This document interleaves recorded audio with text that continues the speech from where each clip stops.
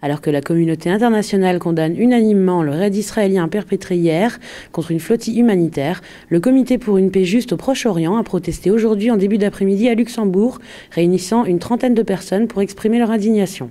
Un avis que partage le ministre des Affaires étrangères Jean Asselborn, qui lui aussi a qualifié cette attaque de contraire au droit international.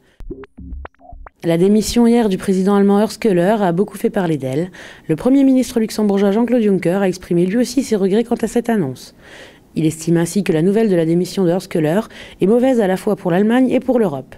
Horst Köhler avait justifié sa décision par les nombreuses critiques qu'il avait accusées suite à ses commentaires quant à l'utilisation des forces armées allemandes en Afghanistan. La tempête tropicale Agatha, qui a balayé une partie de l'Amérique centrale ces derniers jours, aurait déjà fait au moins 144 morts, dont une grande partie au Guatemala. De plus, 53 personnes sont encore portées disparues. Selon la Croix-Rouge locale, les chiffres ne cessent d'augmenter. Glissements de terrain, pluies torrentielles ont contraint des dizaines de milliers de personnes à se réfugier dans des abris d'urgence. 45 000 personnes avaient pu être évacuées avant la tempête et de nombreux foyers se retrouvent à présent sans abri.